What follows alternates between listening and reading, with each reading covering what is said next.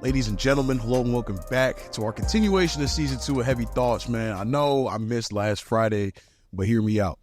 So it got a little crazy, practice got a little tough, and I had a scrimmage to prepare for Saturday morning. But nonetheless, we got my coach, the second player from the National Football League on this podcast, and head of sports performance at Elon University, Nick DiMarco. Coach, how you doing?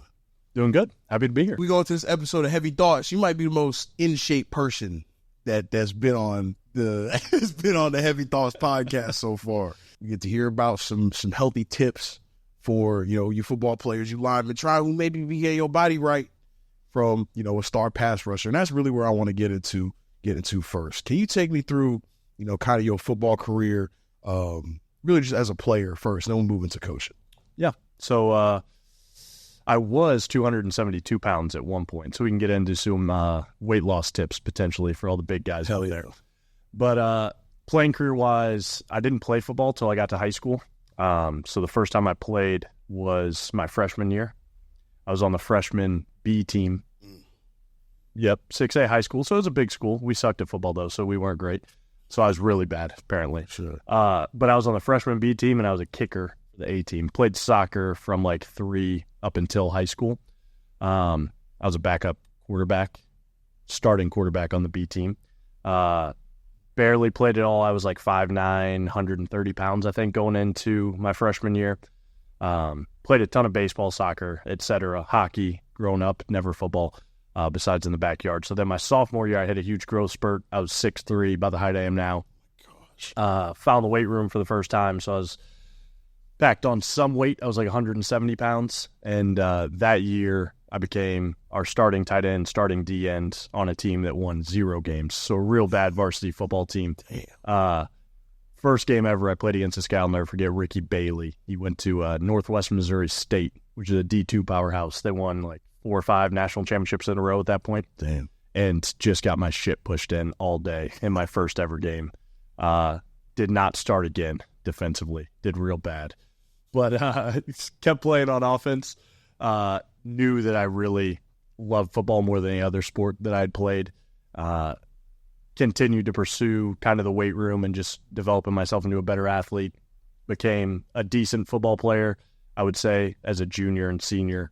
In high school, I played defensive end, tight end were my primary 2 positions my junior and senior year. And that was an all-state kicker. Probably recruited more to be a kicker than anything else, but decided not to be a pussy and play real football. Went to William Penn University. So didn't play baseball my senior year because I knew I wanted to play college football. Played basketball my senior year just to have fun. But then just started training. Went into my first year.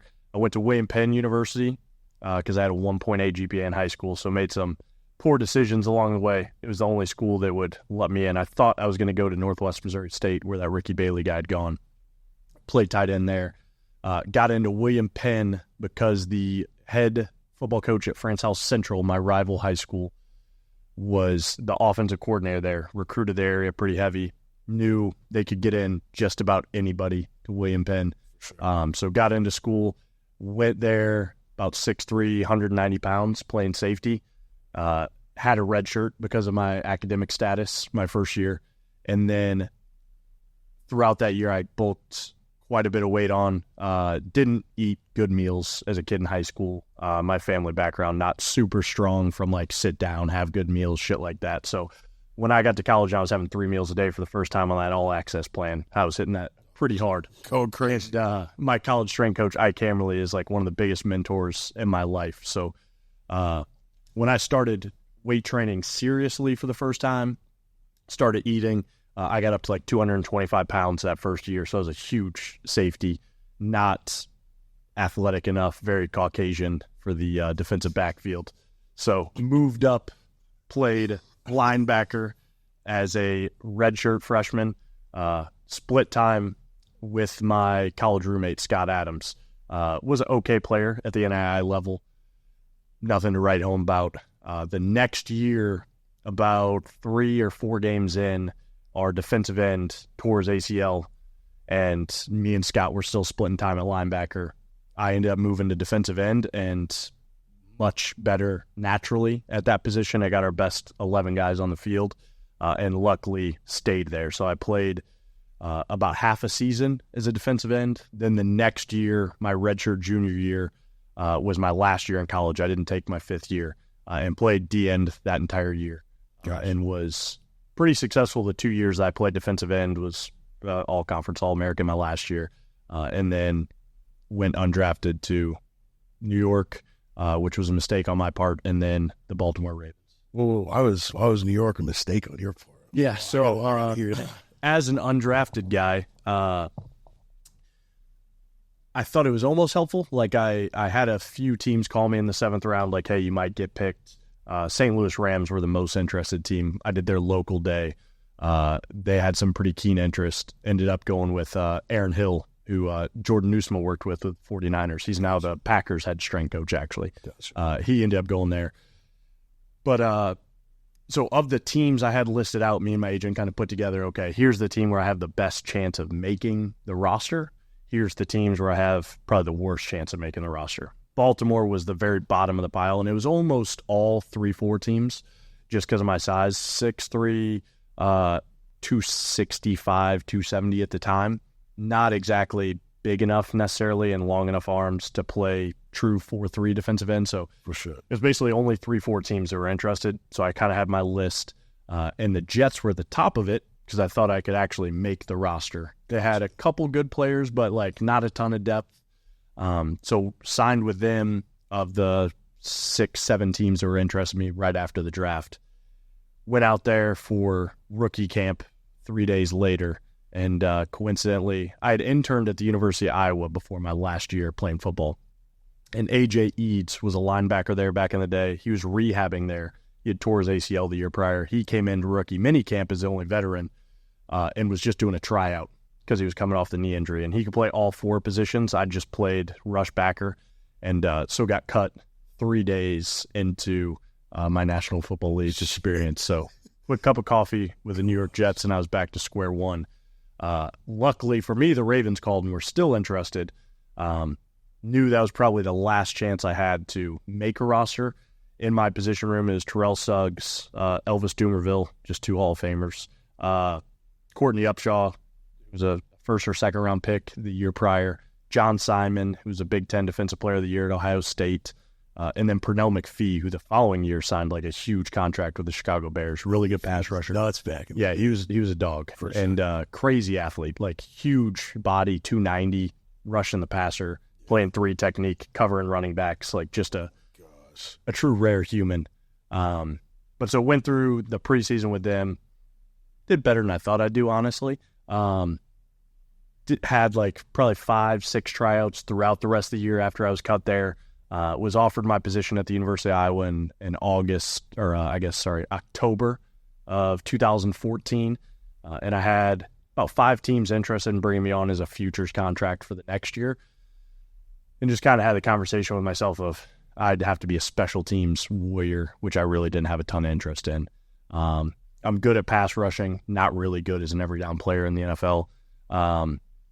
A lot of other guys are getting 1st round, 2nd round status to be pass rushers, not undrafted guys. So just had an honest conversation with myself that I had the position I wanted at the University of Iowa. I really knew what I wanted to do long term. So took that instead of, if I went back for another year, got cut in fall camp again. And even if I made the team, I just didn't know that playing 15 reps a game as a special teams guy. Shout out to those guys. They're just a different breed. My buddy Jake Gervais, who I train, dog, played like 5 years in the NFL, never played a defensive snap, but he's got a lot of money to show for it in the Super Bowl ring. So it takes a special brand of human to do that, though.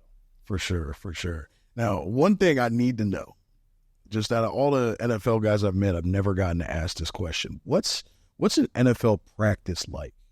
How is it spaced? How's it like, sectioned out? Yeah. How does it work? It's a great question. So the New York Jets, very different. Rex Ryan was the head coach at the time.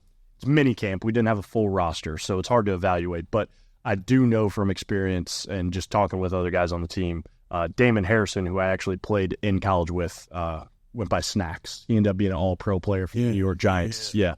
humongous guy. He was like 380 in college. Gigantic. Talk about some heavy thoughts. That guy had some heavy thoughts at all times. But he great football player. But they had pretty short practices. Rex is a full-on players coach. Everything is a lot more tailored towards, you have indie, you have skill development, but kind of the idea is at that point, most guys know what the hell they're doing from a technical and tactical standpoint. Like on a week-to-week basis, you're playing 18 weeks. I know college players are burnt out at the end of the season. Oh, my God. You got 18 weeks. You got 4 preseason games. If you're like Newsman and the Niners, they went on a 27-week stretch of playing football. So it just can't have the same level of intensity. So the intensity is certainly dialed back throughout practice. One, because you have less bodies. You got 53 guys, and you've got your, whatever it is, 12 practice squad guys at this point.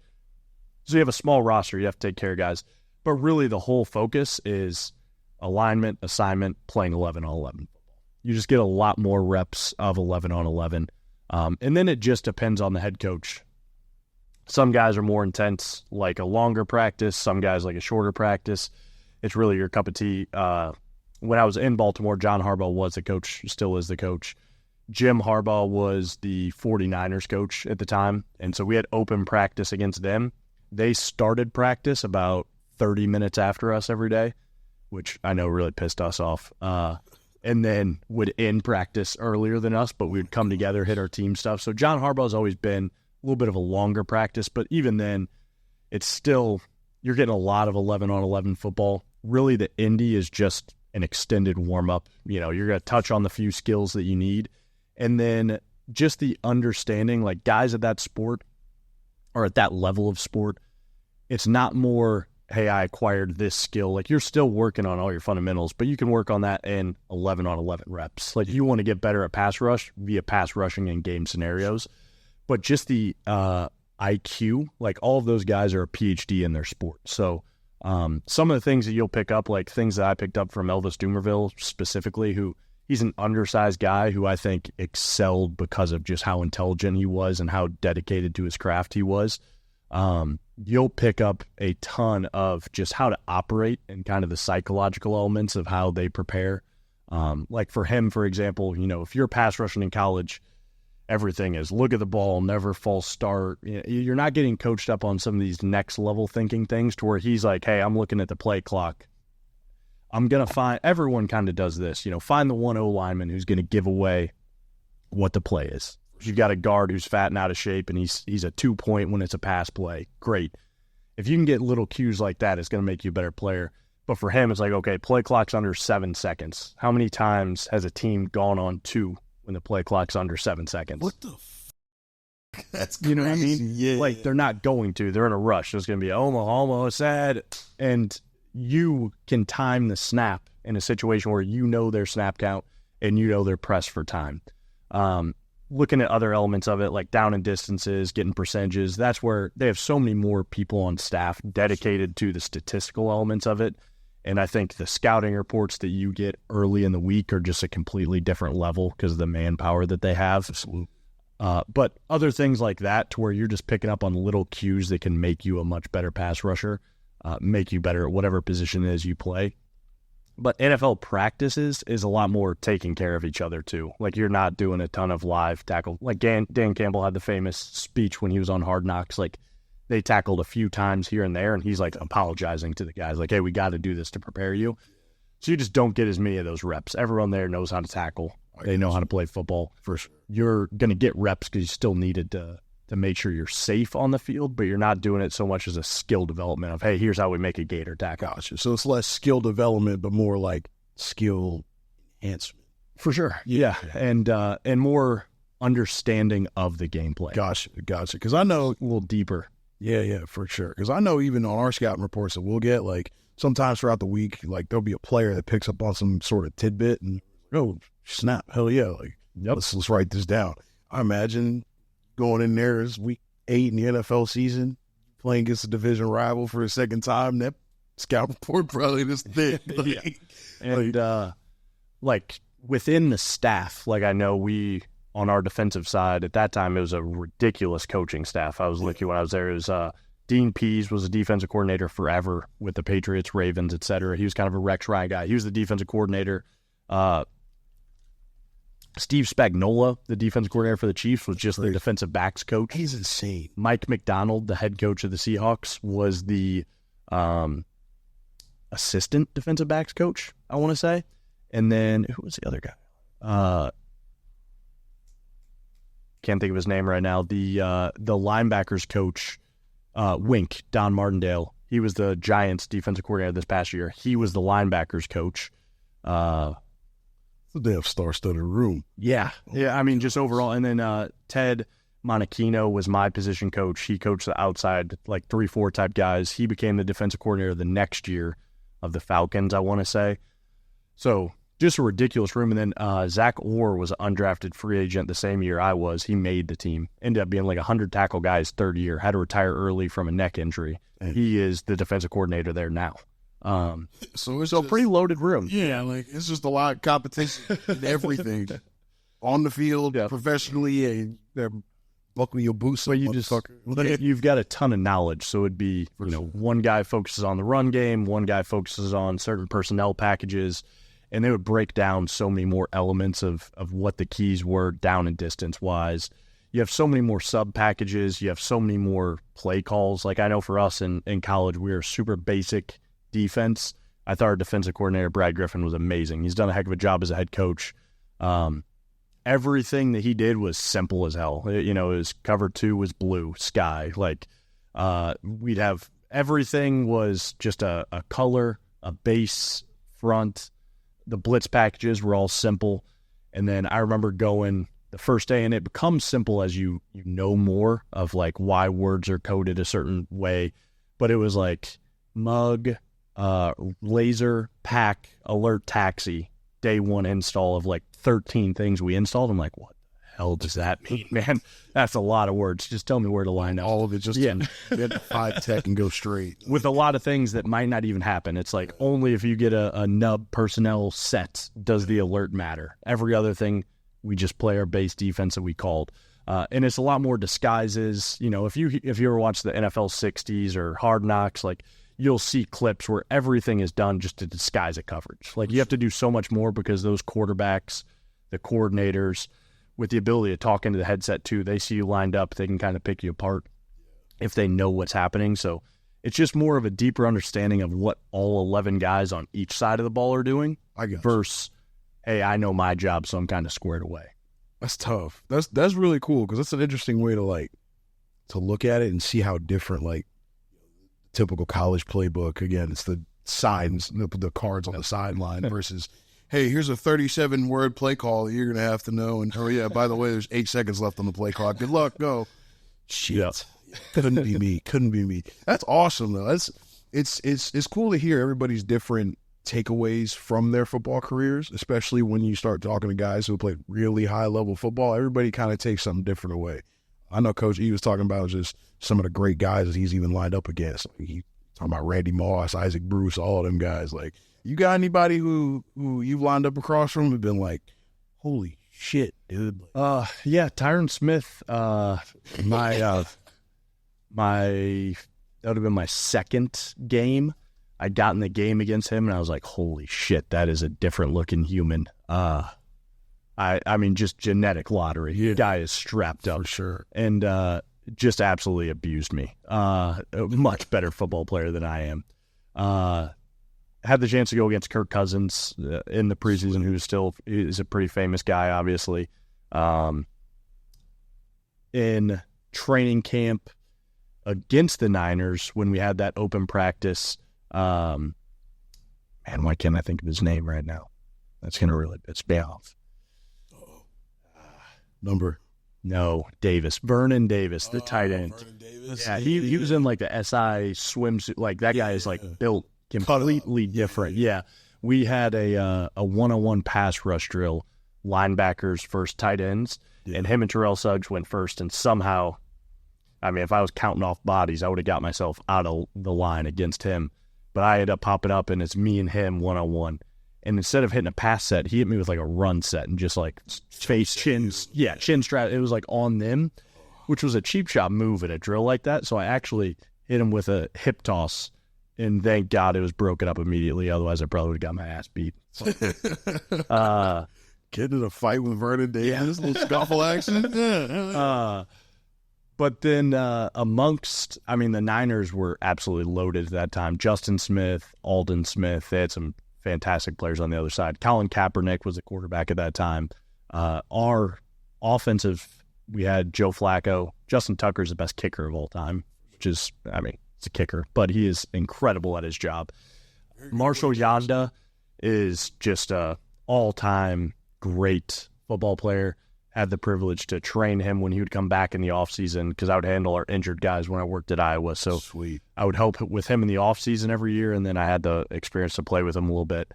And just a true pro, incredible at what he does. Another heavy guy who, as soon as he got done, he's like borderline six-packed up, got down to like 230 or so. Oh, yeah. Just loving his life as a wealthy, retired Hall of Famer, future Hall of Famer. But like guys like Elvis Dumervil, Terrell Suggs in the same position room is pretty unique to where they're some of the best to ever do it. For sure, for sure. Now, as a strength coach, why do you think real linemen, real big, the biggest people on the field, biggest people on the team, what is so, I guess, drawing about them to shedding their playing just instantly? That's a great question. I would say historically, you eat so much just to be good at football. A lot of guys. For sure. Now, I would say most linemen naturally pretty heavy guys. But you have some guys out there, like a Brandon Sheriff was a high school quarterback up until his junior year. It's true. He was a much better lineman prospect at 250 or so. So does everything he can to gain weight. Definitely. You've got Ike Butker was like that. He was a tight end, a quarterback. He's been in the NFL with the Bills for quite a few years, 315, maybe larger. Those are the type of guys I'm sure as soon as they're done, they'll cut as much weight as they can. But I feel like the joints, your overall freaking self-esteem from just being a huge guy just takes a hit for 20 years. Maybe you're like, hey, it's time to trim it down. It does. I'm telling you. It's a common theme among linemen. It has to be like this in every locker room past the high school where everybody's just like, oh my gosh, I cannot wait to not be 300 effing pounds. It's basically what every single lineman says. Oh, it's rough. Especially your junior and senior year, just wait till I'm done. I'm going to be 225. Absolutely. That's what I'm doing. When I'm done, I will be 220 in 10 months. I promise you. It's figure acting. Now, speaking of losing playing weight, as someone with such an extensive background, you got a PhD? Yep. You got your PhD? Someone with a PhD in just not only what was it what's health and human performance? Yeah. You know what he's talking about. What is, what do you think is a good starting point for someone who's trying to lose? Immediately would just be healthy choices eating. I think the hardest thing to do for someone who has a huge appetite is be like, hey, just eat a lot less. You feel just drained from an energy standpoint, psychologically, man, this is really hard to do. I'm used to eating a lot of calories. But if you just convert freaking cookout to grilled chicken, broccoli, and a salad on the side, is it as satisfying? No. But you're at least getting an adequate amount of calories. You're full. You don't need a snack. Invest in a Ninja Creamy. You can make stuff that tastes like ice cream. Oh, that's a good idea. For 300 calories. I have to go do that now. Yeah. My wife and I have ice cream on a 3 or 4 time a week basis typically, but it's the Ninja Creamy stuff that it's a Fairlife chocolate milk. Damn. Tastes like ice cream. That is just ice cream. There's some guys out there like Zach Rochelle, or I probably said his name wrong. Something along Isaac Rochelle? Nah, I think it's Zach.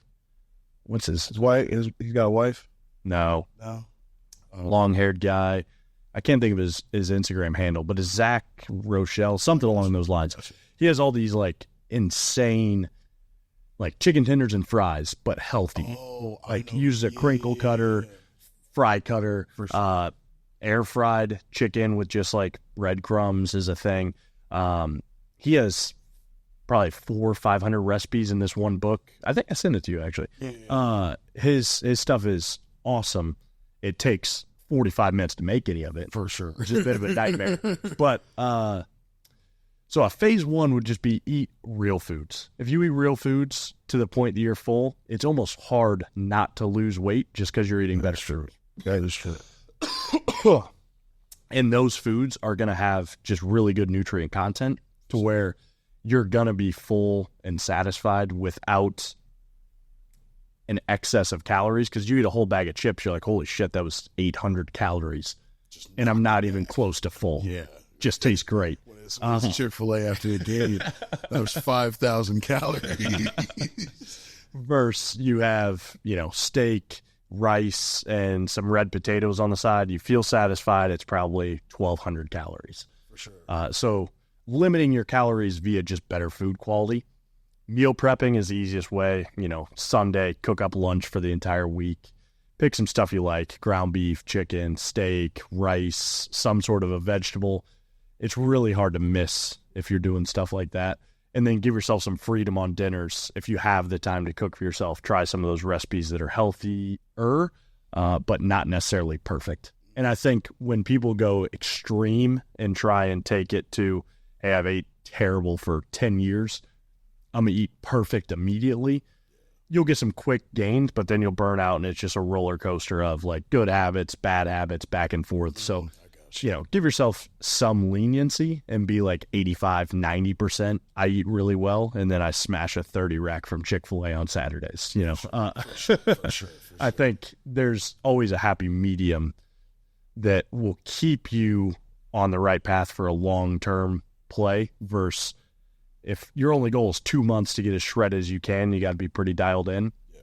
But if the move is, hey, when I'm 30, I want to look really good, just make good decisions more than bad decisions. 8 out of 10, 9 out of 10, you'll be on the right path. Hell yeah. Well, we'll natural pause the action. I think it's a great time for our favorite segment on every episode of Heavy Thoughts. Off camera, we have Spence, our fantastic tech today. And it is now time for Spence's out-of-pocket question. What's up, Coach?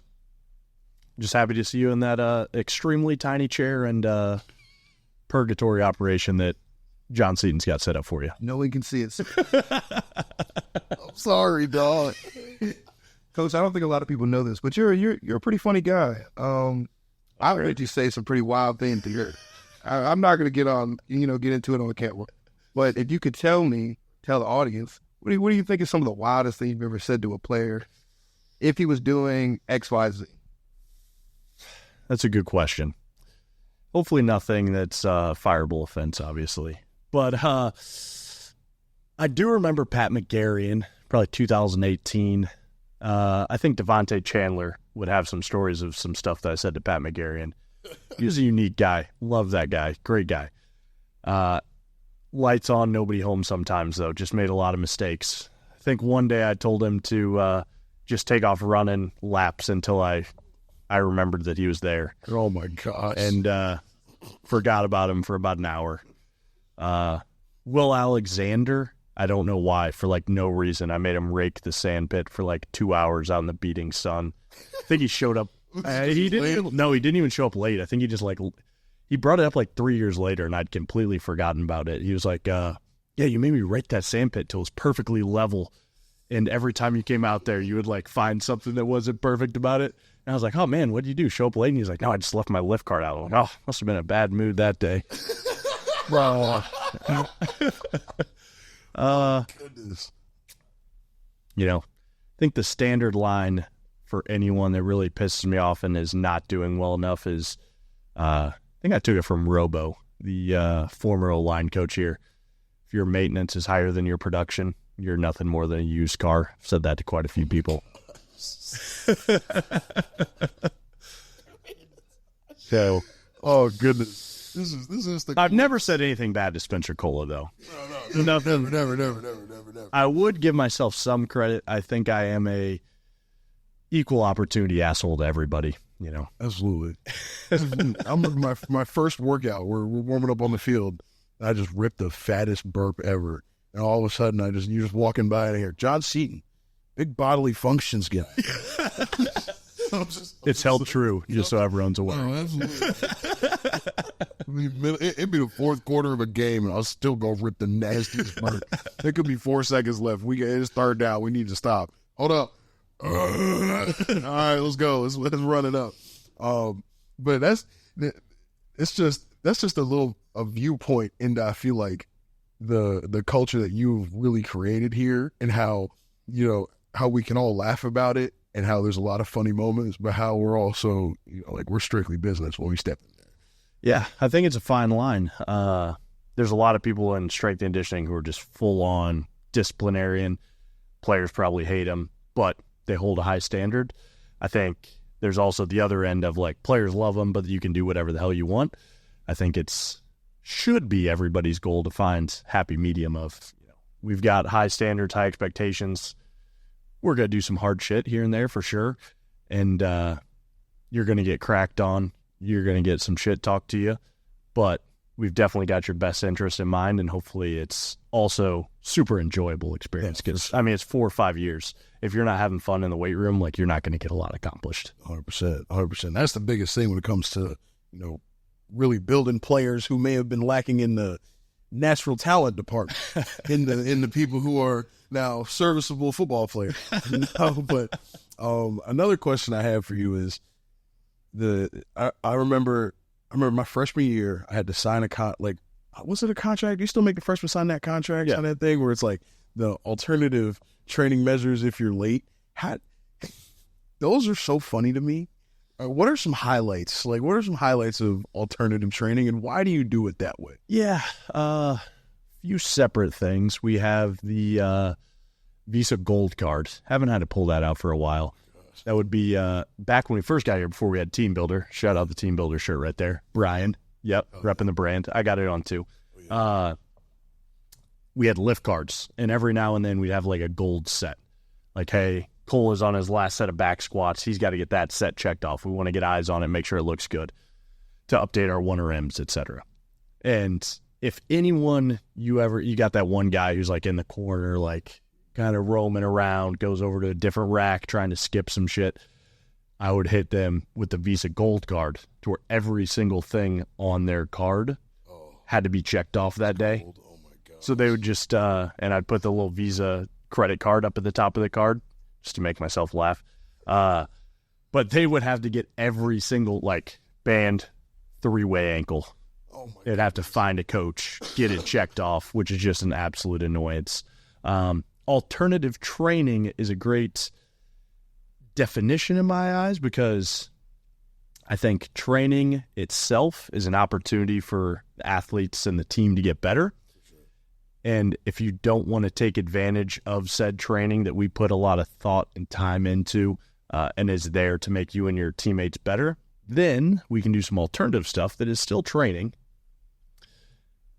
but is not fun, would often be certainly a lesser measure of making you better, but hopefully is enough of a healthy learning experience psychologically that you don't do it again. So, the old air raids, I guess you'd call them, every 5 yards, hit a burpee.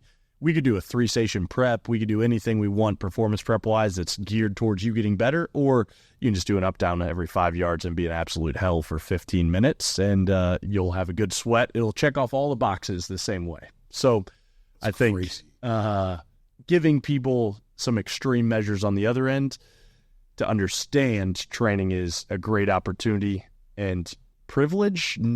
Don't have to do good things. You can also go through some shitty experiences. It's so wild, because, like, sometimes you be thinking, it's like, damn air raids. Like, what are we doing this for? Until, like, you realize, like, it sucks, but I am getting warmed up.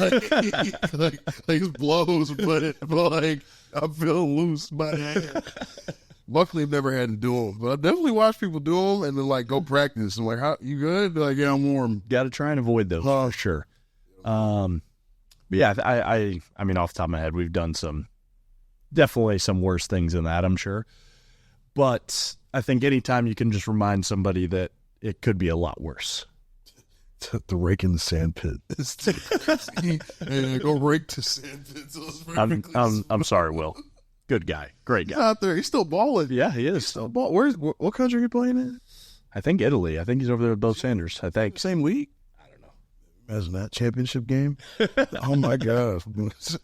Will versus Bo Sanders in the championship game for that Italian football league would be electric. Electric. Damn, that's awesome. What we looking at? We looking at all time, Spence. We got 35? Hell yeah. Sweet. So now I guess moving into, the nitty gritty of, what it is strength coach wise. How did you, transition from being a player and then getting kind of into the coaching side of things? Yeah. So when I first went to college, I didn't know strength and conditioning was a thing. For sure. Met my strength coach, Ike Hammerly. Obviously, the first day on campus, we got kind of indoctrinated into the strength and conditioning program, went through some baseline testing, all that. And then my first full season, I was like, this is pretty sick. They just hang out with the players every day, wear shorts, wear a hoodie. Kind of what I wanted to do anyway. I wanted to be high school football coach, PE teacher, some shit like that. Just a casual-ass job where I get to coach people and make a decent living, but, enjoy my life. And I did a student teaching experience as, maybe a sophomore. I was like, this sucks. Went to Ottumwa High School. Those kids were just assholes. It was no fun. We were doing some, dance aerobics class. I was like, if I'm doing this my whole life, I'm going to hate my life. So I had already kind of had the idea I wanted to be a strength coach. My strength coach urged me to get a teaching degree just because it's a good fallback plan. If you have a strength and conditioning major and it doesn't work out, what are you going to do? I was like, well, just make it work out. So I actually, conveniently, we had a strength and conditioning major at the time at William Penn. So became a strength and conditioning major. Loved my classes, loved the experience. At a small school, I trained our women's basketball team at one point. When our coaches would go away to conferences, I would train the football team as a student there. Small school experience, I got more learning opportunities than most people. And then my college strength coach, Ike Hammerly, was teammates with Dustin Bethke, who was an assistant at the University of Iowa. So he put me in contact with him. Between my junior and senior year, I went and interned there. It was a very hard and miserable experience in a lot of ways. I lived 50 minutes away because I lived at one of my college roommates' houses for free just because I didn't have a ton of money.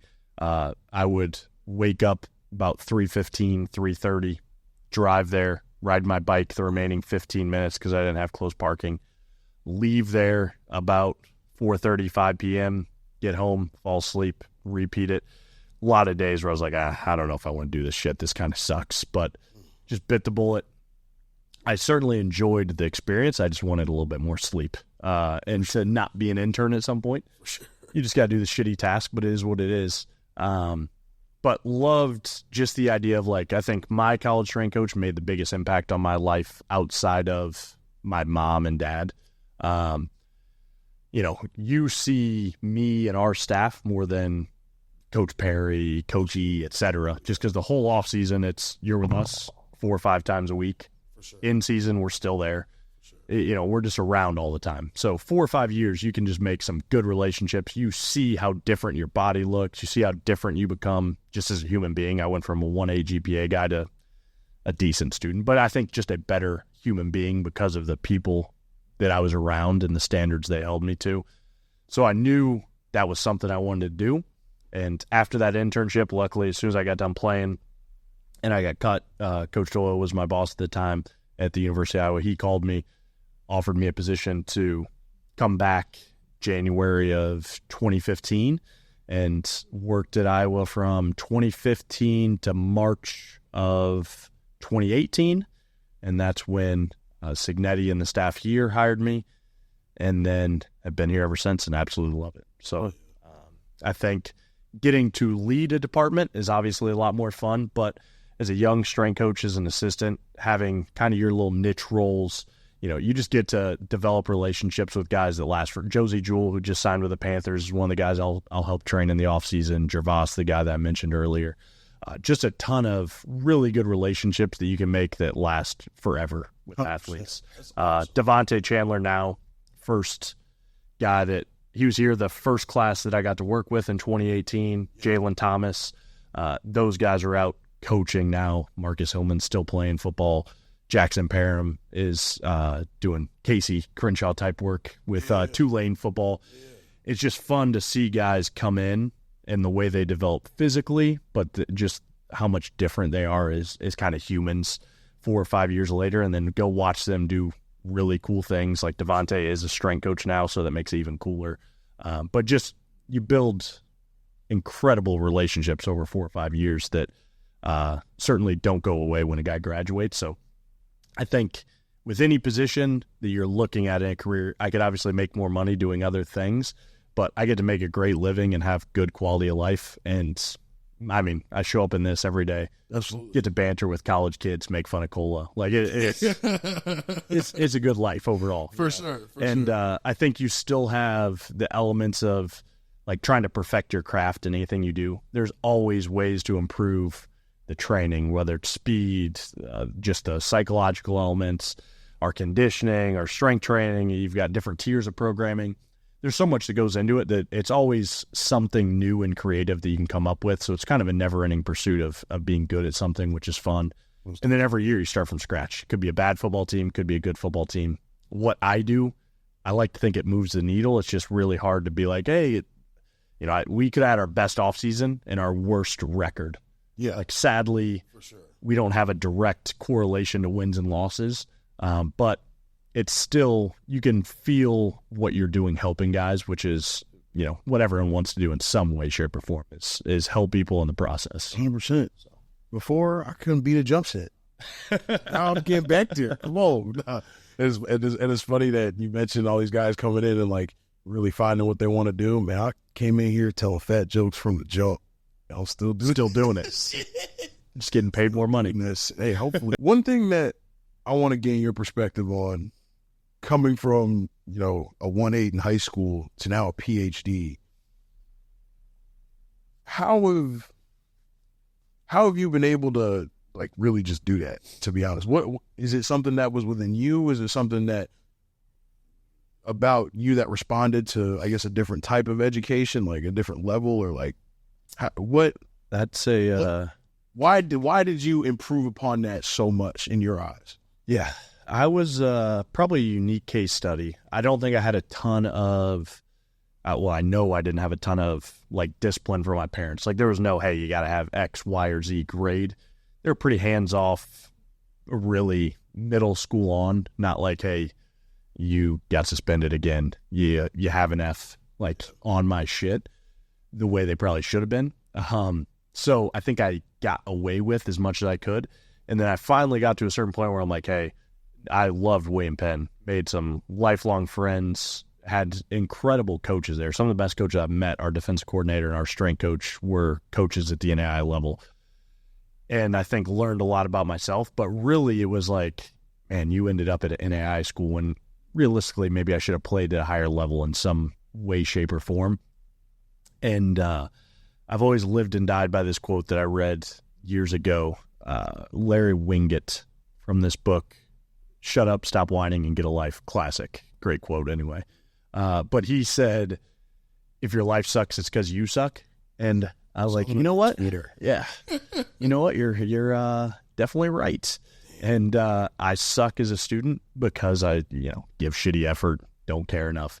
And I do think a key turning point was I've always been a pretty anti-establishment person. Like, easiest way to get me to not do something is to tell me to do it. Tell me to do something, I surely don't want to do it. That's just my personality type and a flawed trait of mine. But when I got to college and I found classes I actually enjoyed, I feel like my interest in school certainly went up. I always loved to learn. I always hated school. And Mark Twain has the famous quote, like, I never let my schooling interfere with my education. And I feel like I've always kind of embodied that. Like, even in high school, I would skip class. I'd still read books. I've always had a love for learning things, just never really had a love for schooling until I found schooling that I actually enjoyed. So I think one was just like, hey, your grades are kind of a reflection of who you are. Like, you had a 1.8, you are a bit of a loser. Like, you're in this class with people who have like a 17 on the ACT. Like, you're no better than them, like, get your shit together. And 2 was actually enjoying classes made it a little bit more rewarding to put some effort in. But there's still, I mean, especially throughout the PhD process, there was classes that I certainly didn't enjoy, didn't want to do. But it comes back to, at some point, I just made a little bit more of a conscious decision. Don't be a loser. Be successful at whatever it is that you're trying to do, and at least get a B, ideally an A, even in these classes that you hate. Yeah, for sure. That's a damn good way to think about it. Complicated. it really, it's crazy because stuff really does boil down to being like that most of the time. I mean, it's everything. I think there's a lot of college kids, there's a couple examples of guys on our team right now who you have such a rare opportunity when you get to go to college, especially these scholarship guys. If you have the chance to go to Elon on a full scholarship, really, if you just don't fuck things up, you should have a great life ahead of you. Even if you're a walk-on guy and you're paying for school, like, you're going to make some really good connections. You get a great educational experience. And most importantly, though, is just the network within Elon, the experiences you get. You're going to be set up for life if you take those 4 years serious enough. Oh, yeah. Guys leave here and have really successful careers in whatever it is they choose based off of how well they performed over those 4 or 5 years. So, it's no different than anything. You see guys that were great at something, but just terrible habits, and you're like, man, 10 years later, still doing the same shit. Yeah. So it's really just a conscious decision, but people like to blame other people. It's fair. It's fair. On a little bit lighter note, because I know we getting close to the end of Heavy Thoughts. We won't take too much of your time up. I need the ultimate, most diabolical cheat meal that you can construct, or one that you've actually had. Go-to cheat meal for me would be a full day. Can't just get it into one meal. For sure. Starting with donuts, for sure. At least... God, the donuts. At least 5 or 6 donuts, I need the kind of donuts. Everywhere. White or chocolate Long Johns, no cream, none of that nonsense. Just icing, cake, donut. That's all you need. Hammer at least 100 grams of sugar right there. 2 glasses of chocolate milk, maybe more. 30 rack from Chick-fil-A, or double quarter pounder with cheese and a 10-count nugget from McDonald's. Dr. Pepper, obviously. Gotcha. If you're on your own, Dr. Dew, favorite drink. Half Mountain Dew, half Dr. Pepper. Huh? How'd you come up with that? No clue. No clue where, but that's my go-to cheat meal drink is half. I'll get a can of each and just pour them in together to a giant cup. Crushed ice, just because I like to chew on the ice. Savor it. And then for dinner, pizza. Pizza's my go-to cheat. Yeah. Anything on it specifically? Just basics: pepperoni and sausage. Cugino Forno and Greensboro favorite spot. Try that out. What kind of pizza is your favorite kind of pizza? It's regular, like deep dish, thin crust. Good. St. Louis style is my favorite, which is like the squared pizza, like a relatively thin crust, and then the can't think of the name of it right now, but it's like a 3-blend cheese, whatever the hell that is. Gotcha. But Stefanina's Pizza and Emo's Pizza in St. Louis, definitely my top 2. Here, anything that's just like more authentic style pizza. I prefer a thin-ish crust over. I'm out on deep dish pasta pizza.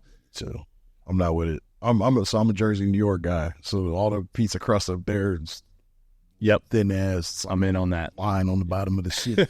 And it's crispy as hell. You ever had an actual dollar slice from New York? Yeah. Yeah. It's tough. Oh, yeah. Yeah, a little Italy down here. I've had a little Italy. It's pretty. I like that pizza. That's probably my favorite place in Burlington. Yeah, because it's like, I had it and I was like, wow, this ain't bullshit. Brian and the guys love Ferraris. That place sucks. Really? Yeah. I've never had it before. Don't. It's crazy. Just don't go work. Word. Hell yeah. Coach, I appreciate you. Yeah, thanks for having me on. Episode of Heavy Thoughts, man. As y'all viewers know, we still here, continue with season 2. I appreciate y'all for stopping by as well. Much love. Thanks to you, Spence. We are good on the episode.